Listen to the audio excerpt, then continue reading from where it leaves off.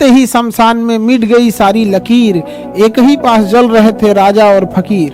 तो जितना इस समाज में लोग बन जाए, यहाँ पे जाना यहीं पे है, किसी को कब्रिस्तान जाना है तो किसी को शमशान जाना है, दोनों हाथ से बटोरने में लगे हुए हैं हम लोग खाली हाथ जाने के लिए। शमशान घाट और कब्रिस्तान अगर समाज के हमारे शहर के बीच में अगर रहता, तो अगर ऐसे बीच में रहता तो इससे लोग डेली डरते और देखते कि यही हमारा लास्टली हमें यही आना है। बट हमारे यहाँ क्या है ना कि वो सब शहर के लास्ट में होते हैं, तो लोग को कभी कभी जाना होता है, देखना होता है, वरना अगर ये सब चीज़ें बीच में रहती तो लोग जरूर डरते हैं यहाँ पे।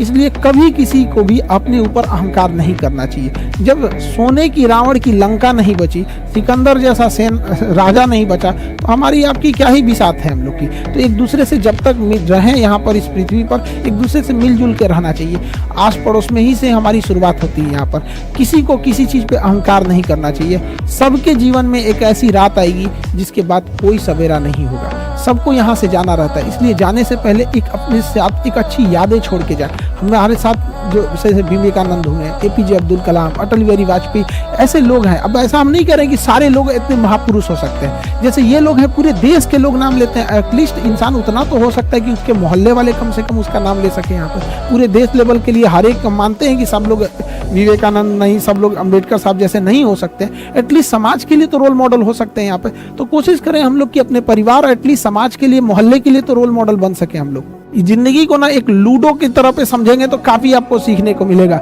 हम लोग जब लूडो खेलते हैं ना तो उम्मीद करते हैं 6 आएगा, लेकिन 1 भी आता है ना तो चलना पड़ता है। जिंदगी में भी यही होता है, उम्मीदें बहुत होती हैं, थोड़ा भी मिलता है तो चलना पड़ता है हम लोग को। कई बार आप देखिएगा ना लूडो में एकदम आखिरी में जाके आप कट जाते हैं, एकदम आखिरी वाले में भी। लेकिन क्या कीजिएगा, फिर से एक नई शुरुआत करनी पड़ती है इंसान को।